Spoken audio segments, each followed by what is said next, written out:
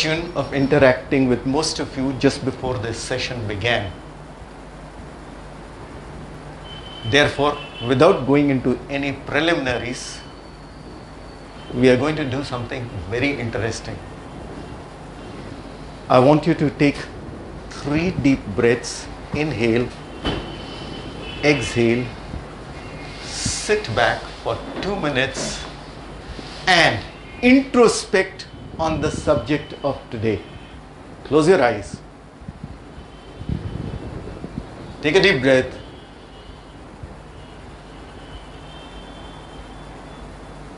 Stop your breath. Exhale.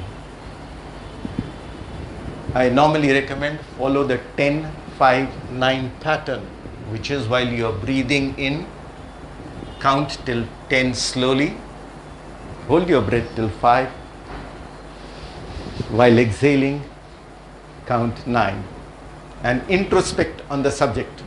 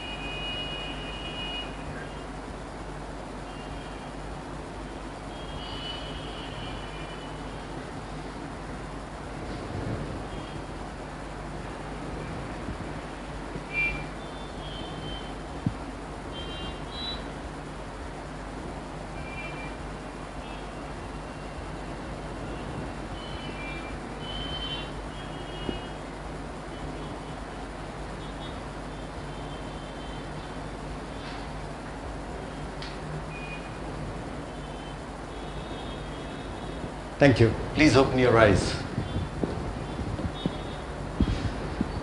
The universe is very kind upon me. It has given me all its blessings. It has given me great abundance. And one of the beautiful things it has always given to me is to be speaking to this beautiful gathering at a time on dates which are significant. The last time I spoke here, it was on the 4th of July. I remember it was the day of American independence. Yeah. It was also the day the train was flagged off to Vaishnav Devi Mata, a very religious, spiritual event. And today, as I stand before you, in the last 10 days, very many beautiful things have happened which will help us draw lessons on the subject. The first is Raksha Bandhan. It's a beautiful custom where sisters tie a string on the brother's hands and the brother takes a vow to protect her. So make that one purpose of your life. Protection of your sisters. And you should see a sister in every lady you come across, unless the relationship voluntarily takes some other shape. You know how the custom of Raksha Bandhan started? Times of Sri Krishna. Once when he was playing and his hand was injured, Draupadi tore her garment and tied it around the wound. That was the first genesis of Raksha Bandhan, and how it manifested itself later, I shall tell you. The second important thing that took place is our Independence Day, 15th of August. Swatantrata Divas, Swadhinata. That means आप अपने आप के अधीन हो. Don't be a slave to anybody else. Don't be a slave to anything else. Be your own master. Use your own wisdom. Grow in life. Grow in intellect. Let not the muck and chaos that is all around affect you at all. Be like that lotus flower which blooms fragrantly despite the mud and puddle all around it. Stay unaffected. You can't change the world, but you can grow beautifully in any circumstances. This is the second important lesson we learn about life from this. The third beautiful thing that happened is over the last 2 days we have been having Janmashtami when Krishna was born. There were celebrations all across India and related to Krishna as a beautiful thing about Mahabharata. When the battle of Mahabharata was being fought, and Arjuna, that warrior, king, prince, was in a dilemma how to fight his own relatives and his kith and kin, the greatest wisdom was revealed by Krishna to him through Bhagavad Gita, Srimad Bhagavad Gita. It's a scripture of 700 verses, some say 740 plus, divided into 18 chapters. You talk to any great leader, Nelson Mandela has acknowledged it. You talk to Mahatma Gandhi, he has said that his inspiration came from the Bhagavad Gita. And as we talk of Mahabharata, that thing which we conveyed earlier, how Draupadi had tied garments on the wound of Krishna, when in a game of dice she was lost to the Kauravas by the Pandava, and the Kauravas wanted to disrobe her. That's the time Krishna came. And how? Initially, when the disrobing started, Draupadi was trying to protect herself by holding her sari with both her hands. That conveys a lesson. Everything of me, nothing of you. That time she did not think of her Narayana, her God. She relied on herself, which is the first instinct of human beings. Everything of me, nothing of thee. But after some time, when the Kauravas became more violent, she held her sari with one hand, and with the other hand she said, "Help me." Something of me and something of you. But after some time she realized that this is not the way, this is not the right path of life. She let go of both her hands and said, "Krishna, save me," conveying everything of you and nothing of me. And then as the story goes, the Kauravas kept trying. They got naked, their garments got off, their jewelry got off, but Draupadi was totally safe. That is what life for us human beings is when you surrender to God in your life, the surrender should be total, not something of you and something of me. Everything of you and nothing of me. What a beautiful story from Mahabharata. Many centuries later, talking of battles, a similar incident took place in East India in what is now the province of Odisha. What am I talking about? Kalinga, which Ashoka fought. Initially, the Mauryan Emperor Ashoka was known as Ashoka the Chandala. He was so ferocious. He was so violent. All he thought about was amassing wealth, expanding his kingdom. And there came a day when the battle of Kalinga was fought. He did conquer it. But that battle left 150,000 people of Kalinga, the army of Kalinga, dead, and Ashoka's side, 1,00,000 of his soldiers dead. 250,000 people centuries before BC died on the battlefield, which made Ashoka change his heart. And he said, there is no use fighting with each other.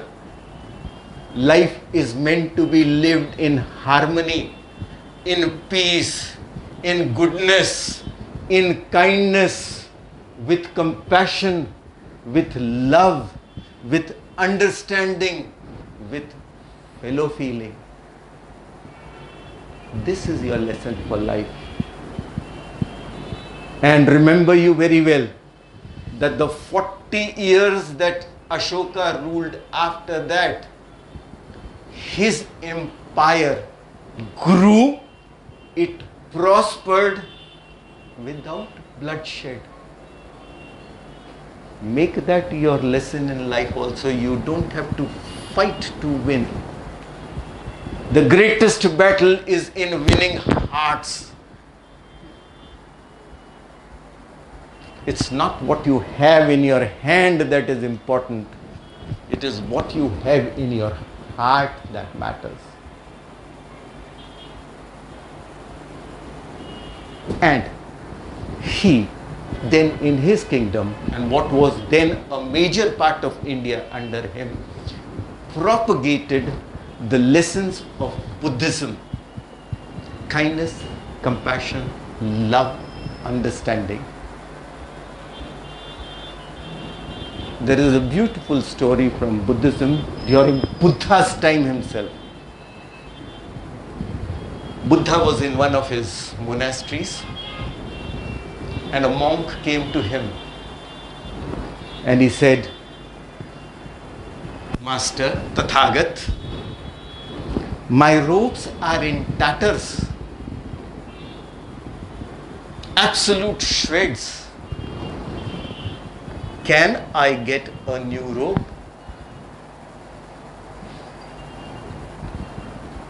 The Buddha called the storekeeper, told him, yes, please give him a new robe.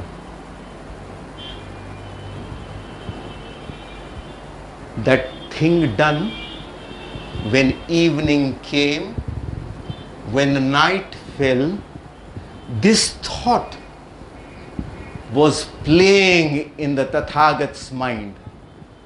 Have I done the right thing?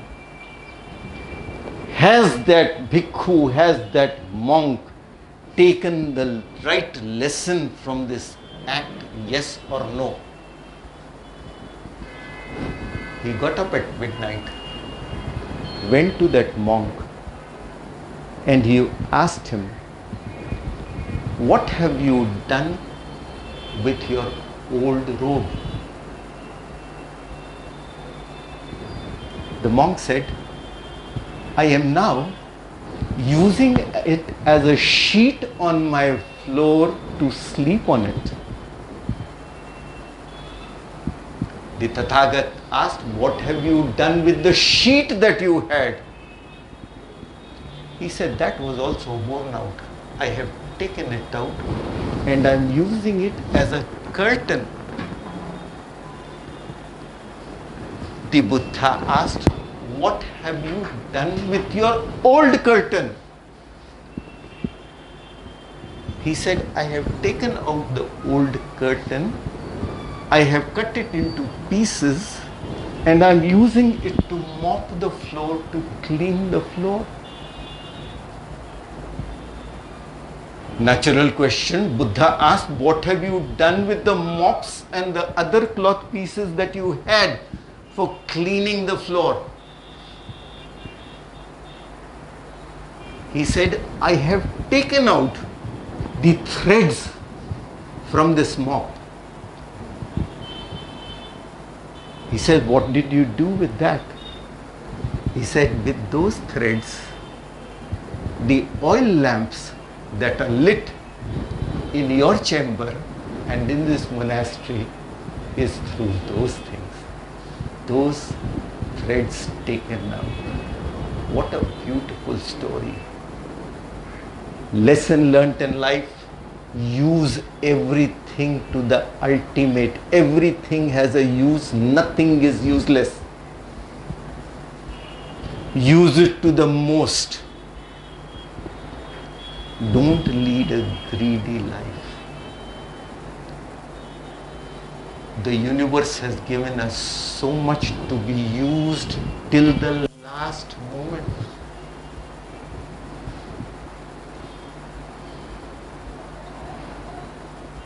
Make that a lesson not only in your lives, but to those who you come in contact with. Please share these ideas and thoughts. Your life will be precious if you can share this wisdom with others. Holding things to oneself, life is a failure.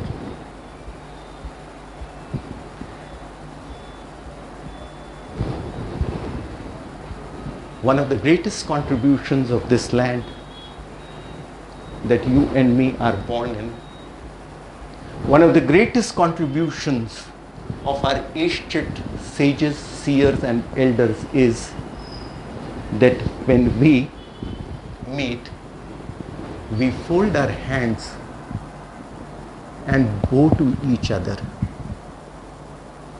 in reverence, in acknowledging each other's uniqueness, each other's difference, each other's similarity. At the outer level, physically, all of us are different from each other. He is fair, I am brown. Somebody has more hair, somebody has less hair. Somebody is tall, somebody is short. Somebody has thick hands, somebody has thin hands. Somebody has strong legs, somebody has weak legs. Physically we are different. Emotionally are different. What can trigger a tear in my eye may bring you to sorrow. Physically we are different. Emotionally we are different. How we react to situations is totally different. How to respond to others, it may bring anger to some, to other it brings pity. Realizing this difference, our elders thought that when you meet and I meet, when he meets and he meets and she meets and she meets, what happens is we are always in a state of comparison. Isn't it true? And when you compare, somebody will be above, somebody will be below, somebody will try to show he's above and try to show you below, leading to something which is most despisable, a conflict.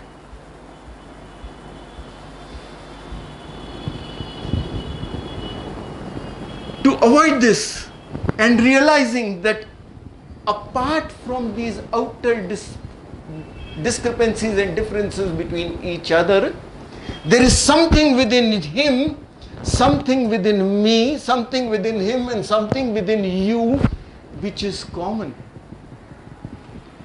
And that common thing is your soul. That's your spirit. That's the God within you. That's why they say, I am the God. Aham Brahmasi. All of you are gods. It is also said in the Bible, Gita, Quran, everywhere. God has made you in His image. There is no difference.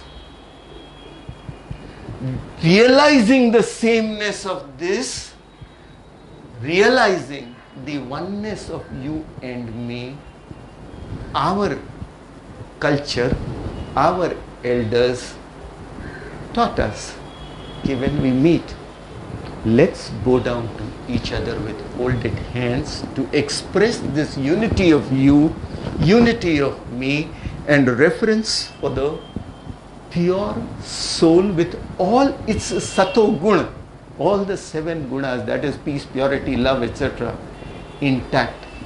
In acknowledgement of that, we bow down to each other, which is what I do now. And sacred as this thought is to me, I have therefore removed my shoes, because when you are in an altar of a gathering talking about the purity of togetherness and love, there is no better way than to be grounded to Mother Earth. Thank you so much. Life, fundamentally, according to me, is about relationships. Relationships of love and harmony. Relationships of peace and togetherness. There are 3 types of relationship. First relationship is transcendental relationship, your relationship with God. The second relationship is intra-relationship, your relationship with yourself. And the third is interrelationships, my relationship with you, and the entire world. Talking about relationship with God, when we began, we talked about Draupadi and Krishna. We talk about the Atma, your Swadhinata, your Swatantrata. The object of your faith derives its power from your faith in the object. The object of your faith derives its power from your faith in the object, which is why he has faith in Jesus Christ, I have faith in Allah, she has faith in Krishna. Call him by whatever name. That is what works for you. The object of your faith derives its power from your faith in the object. Having said this, please remember, whether God is like a human being with an akar, whether he is a nirakar, is a matter of debate best left to those who want to indulge in it. I urge you to stay out of it. For you and me, God is only goodness. God is a quality. Goodness. Love. That is why if God में एक और zero लगा दो, तो it becomes good. They say ना zero का value क्या होता है? Enormous value. 1 0 with God and you are good, and if you are good, you are God. Otherwise you are not God. You are corrupted. Pirated CD will not work.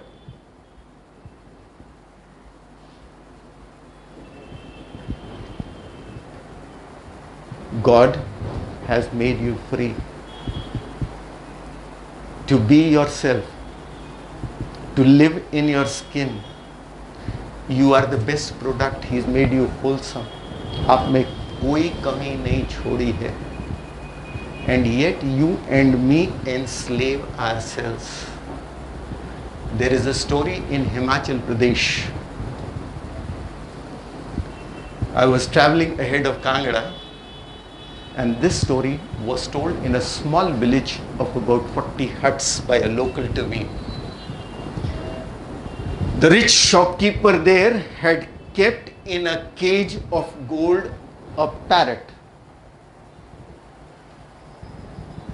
And the parrot, whomever he would see, would say, freedom, freedom, freedom, freedom. It dawned upon me that this parrot is just uttering freedom, but he is in a cage. Why is it so? So when darkness fell,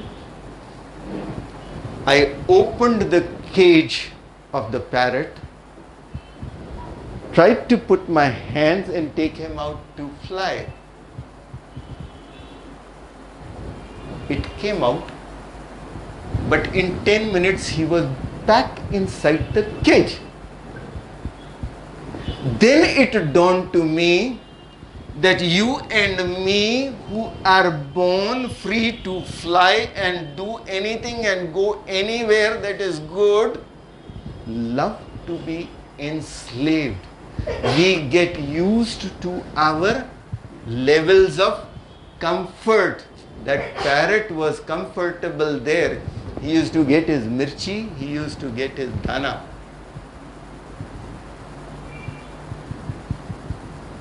Don't be like that parrot. Don't be like the crow. It seems there was a crow. He picked up a piece of meat and flew up to the sky. And when he reached the sky above, he found other birds and crows chasing him. And the crow thought, why are they chasing me? He tried to go higher. The other birds also came higher, trying to just encircle him. It is at that moment that the crow realized something. He opened his beak. He left the piece of meat. And lo and behold, he was left alone high in the sky, and the other birds ran after the meat. That's the time the crow realized they were not after me, they were after my meat. What is the meat I'm talking about? It's your ego. Ego is not self-sustaining. It needs to be fed by yourself and by others. The moment you let off your ego, you are free to fly high, and the entire sky is yours. The same crow had a brother. One day that crow was near Sion. We have mud flatlands there, I am told. And there he came across a swan. And the crow told the swan, my dear swan, I really envy you. You are so beautiful, you are so white. Everybody looks at you with admiration. But me, everybody just shoos me away. Niklo, niklo, bhagate hain. The swan said, no, you are not right. I envy the parrot. He is so colorful. Look, green body, red beak. What a beautiful thing, and he can talk also. I wish I was a swan no longer and was a parrot. So the crow went to the parrot and he said, let me find out the secret of his happiness. The parrot said, no, I am not happy at all. I wish I were a peacock. Look at the peacock. What colorful feathers. How beautiful he dances. There are so many beautiful Bollywood, Hollywood songs made on peacocks. Dancing, joy, it's the national bird.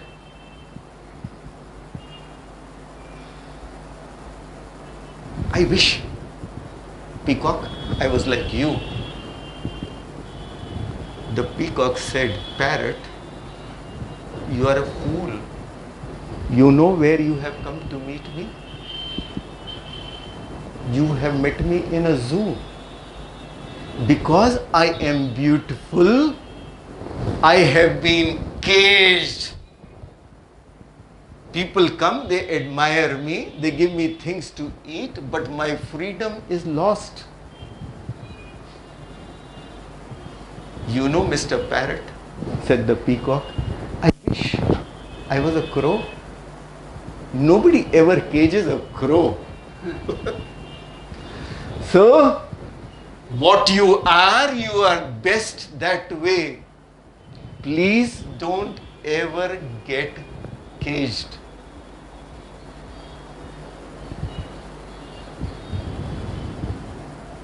The object of your faith derives its power from your faith in the object.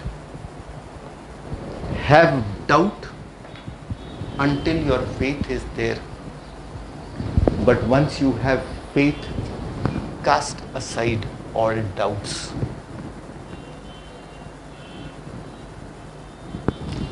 Have doubt till you have faith.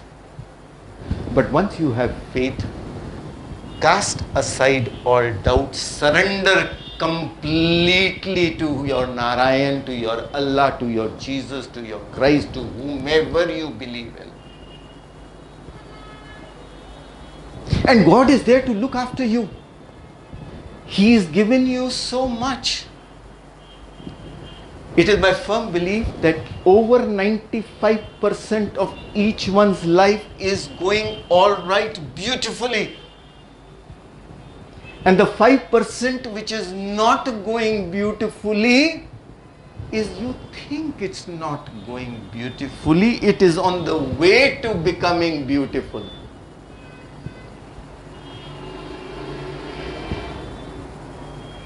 He will do it in His time. He has a master's plan for you. Sometimes what you plan gets disrupted. Why?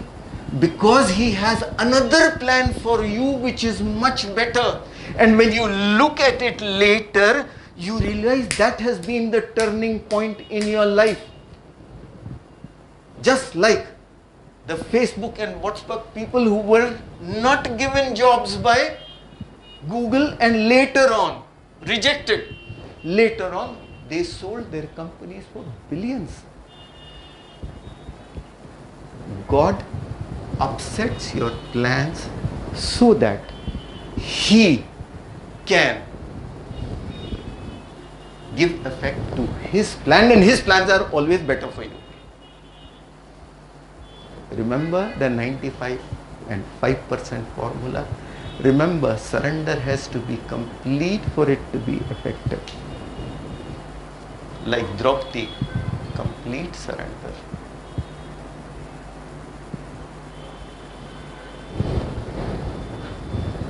The second type of relationship that we are talking about love, what are you doing with your life, is your relationship with yourself.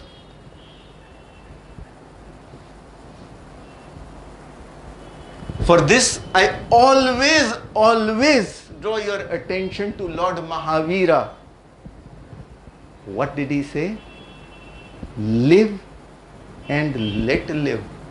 जियो और जीने दो, पहले खुद जियो, तभी तुम दूसरे को जीने दे सकते हो. He didn't say, let live and live. Live and let live. Two beggars meet each other, hoping that one will help the other. How can they? It's only if you have something that you can help the other. If I am sorry, if I am sad, I can share with you my sorrow and my sadness. If I am happy, if I am positive, I will motivate you to be happy and positive. You can only share with the other what you have. Only if I love myself can I love you. Remember, others love you to the extent you love yourself. If you don't love yourself, the other will treat you in a similar fashion. Be prepared to get treated as you treat yourself. Remember this beautiful lesson in life.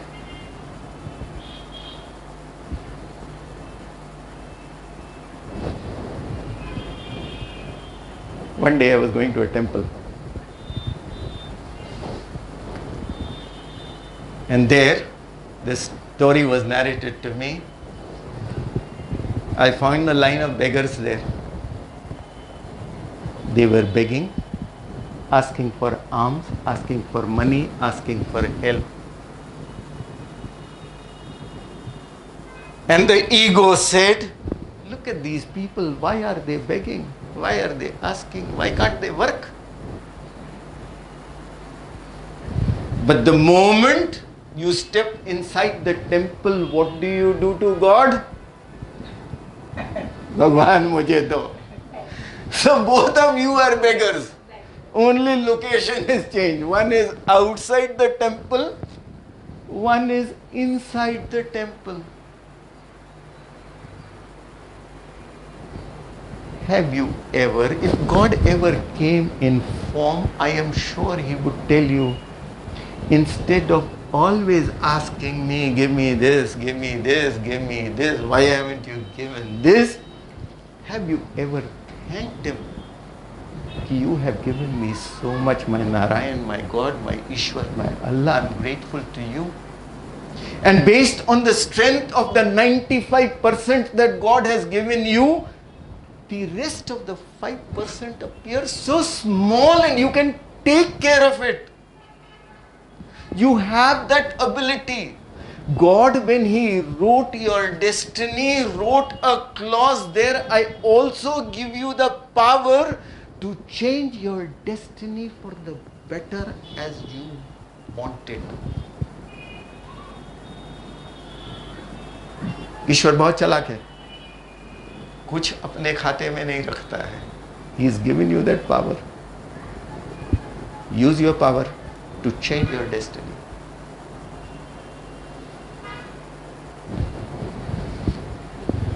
The third type of relationship of love is a relationship with the others, with the world, with your near ones, dear ones, friends whom you meet, you come across. I know of families in Mumbai who come to me for counseling. The father and the son are not talking. The mother and the daughter are not talking. The father and son communicate through something called SMS, through something called WhatsApp, or through mails. Chitti. The mother and the father do not get to see their child with their open eyes, because the child comes back at 4 o'clock in the morning and he is sleeping and the mother has gone somewhere else and the father has gone to his work.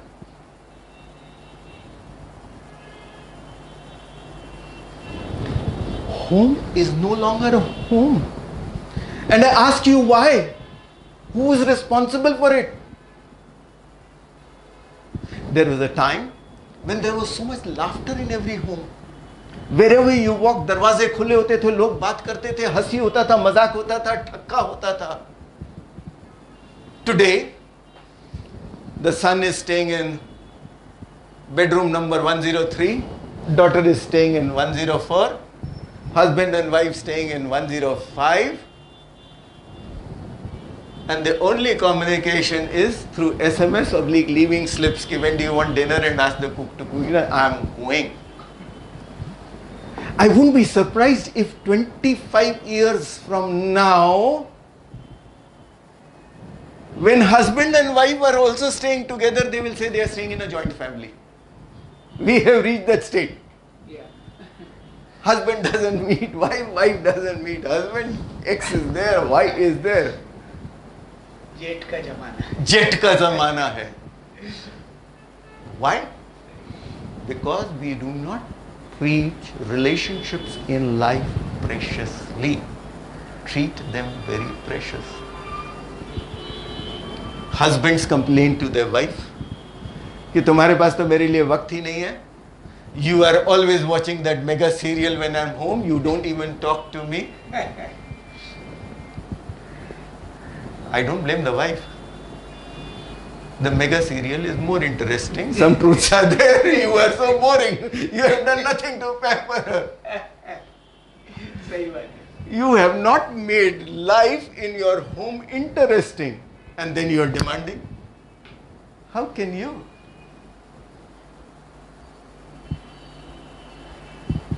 To wives also I say, pay attention to those poor souls husbands. They don't know how to handle you. You be the one who lead and handle them beautifully. Develop that intimacy. Today a son comes to his home. He puts his music on full volume. Decibels, God knows how many. It's splitting headache, splitting your eardrums. And when the mother, father or somebody tells you, ki lower down the volume, the son and daughter say, that's why I don't feel like coming home. Don't they? Young children will not understand it. It has to be explained to them that such loud noise has a scientific reason which disturbs your cells. Your brain is damaged. Negativity is produced in you.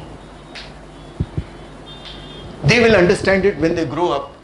But that's not the point. They should be made to understand now. And to all youngsters who are watching this on YouTube, I appeal to them, please understand this thing. That whatever is told by your parents to you is for your good. They are not your enemies. Remember, your father sacrificed so much to bring you up, give you the best of education. He probably went to a Kanya Putri Pathshala in slippers. He's given you the best of schools to study in. If he was riding a bicycle, he's given you a motorcycle. If he was riding a motorcycle, he's given you a car. If he's using a second-hand Sasta phone, he's given you the best phone today. Appreciate that. I tell you to appreciate that. Unless we bring about an understanding in the present generation for values of life, we are heading towards a joint family if husband and wife are staying together.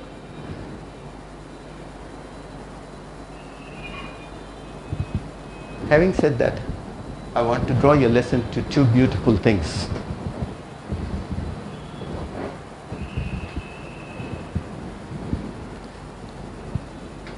What is life? Simple aliveness. Aliveness. Realizing this, me and my wife a couple of years ago started a meditative organization. It's called Ekam Dhyanam, which means meditation is everything. Please remember, meditation, those of you who meditate will know cancels medication. You will not require it. If you meditate and are meditative always, medication will be in the dustbin. And when we started this organization, it was based on 5 fundamental principles. Celebrating life with music, song and dance. And this music, song and dance is not to be confused with the dhan-dhan you find in discos. It is through spiritual songs. It is through Sufi songs of Bulle Shah, of Kabir, of the sons of the wise people.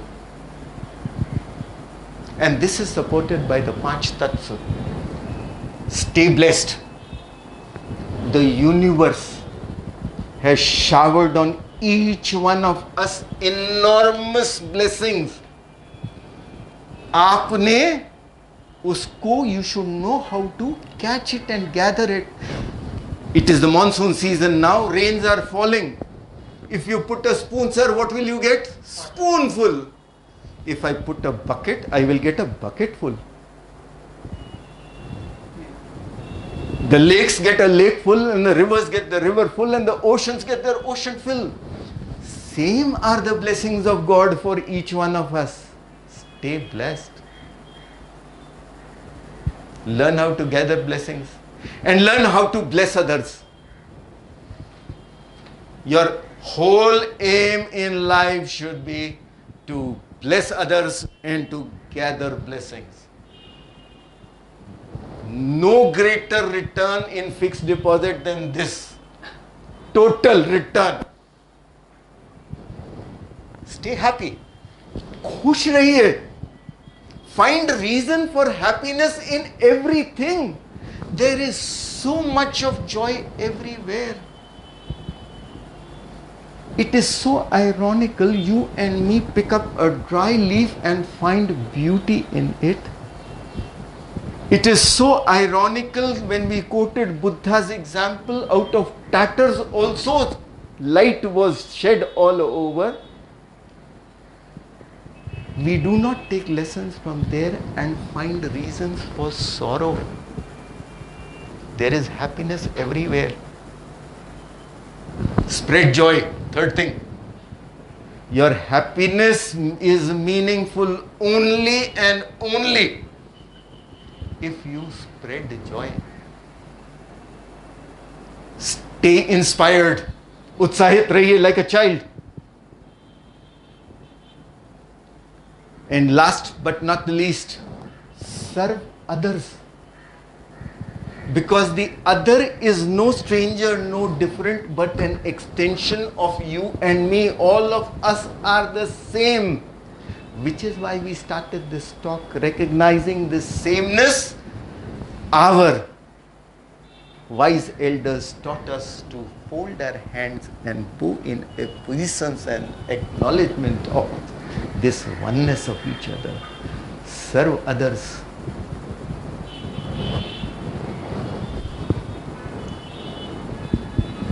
Four pillars. No other formula required for life. If there is a fifth one, please tell me. No other formula.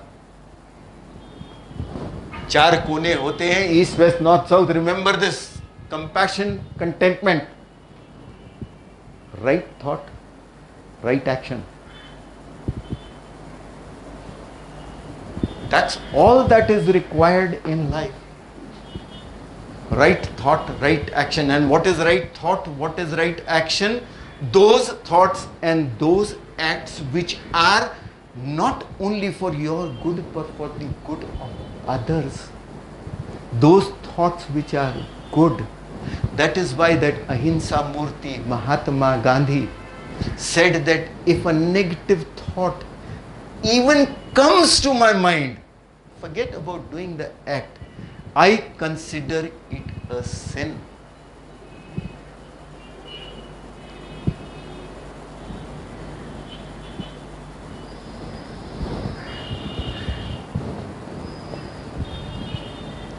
This is one person I really admire. How many of you heard him before? Good. His name is Kalyana Sundaram. He is from South India. A man of meager means. He started work very early in life, picked up a job as a librarian and retired as a librarian. Whatever he earned as a librarian, it would be given to causes for the benefit of the poor and needy. Not a single paisa for himself. 30 long years. You will ask, how did he live? He used to work after his librarian job at night in a restaurant, washing dishes and serving you and me. And that was the money he used for himself to live in.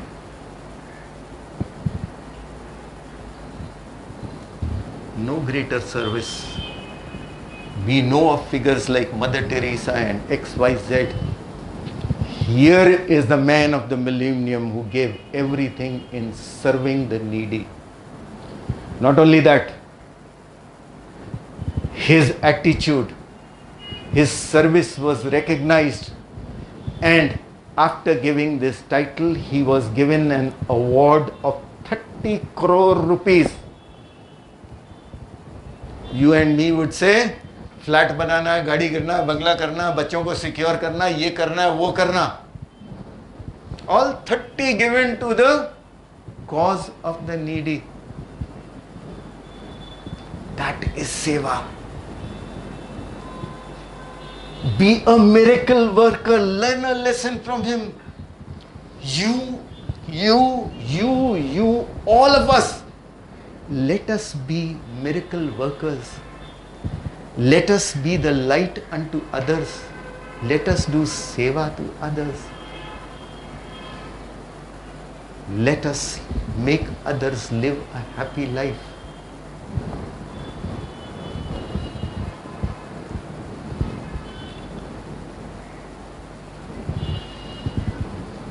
A picture is worth 1,000 words. In this case, millions of words, unending. For all those of you who've read this book, Jonathan Livingstone Seagull will draw a message for me. You are born free to live, free to go higher, aspire for greater things, reach for higher goals that are of benefit to you and to the humanity. And this bird, a seagull, flies low near the sea level.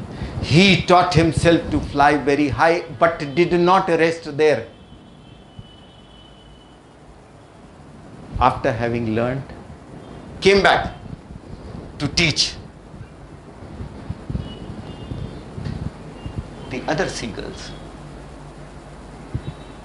how to fly high. Draw this lesson. Today's program will not be complete without asserting another beautiful lesson.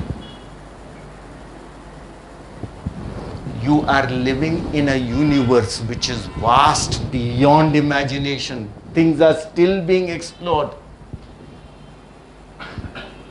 This universe has millions of galaxies. And in these millions of galaxies, there are thousands and thousands of suns. Compared to the universe, the galaxy, the Milky Way, is just a speck of the entire universe. And in that, you and me are living on planet Earth, which is what? Just a speck of the whole thing. And in this planet Earth, there are billions of species. And in these billions of species, a human being is just a speck of dust.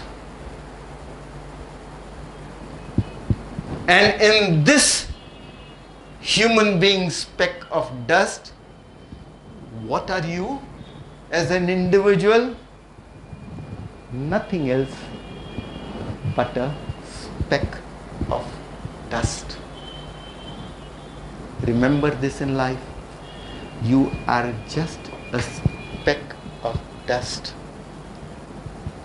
This will teach you to get rid of your ego. If no other reason, no other teaching, no other thought helps you get rid of your ego, this one profoundly important statement that you and me are specks of dust will let you get rid of your ego. But what a beautiful speck of dust you are. What a beautiful individual you are. Like you, there has been nobody before. Like you, there will be nobody after you. If a universal puzzle, jigsaw puzzle had to be solved and you were a piece in it, this universe will be incomplete without you being there. God made you as you are, complete in all respects. And He made you so beautiful, so nice, so good, that He broke the mold after that. He's not making any more like you. You are the first piece. You are the last piece. You are a masterpiece. You are the master's piece. Remember this in life.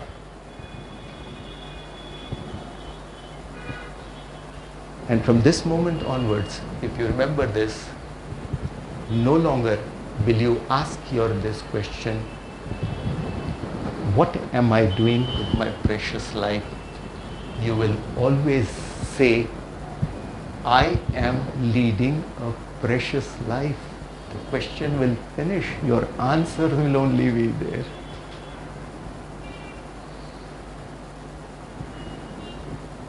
Thank you so much. I enjoyed being with you for the last few minutes. I'm grateful.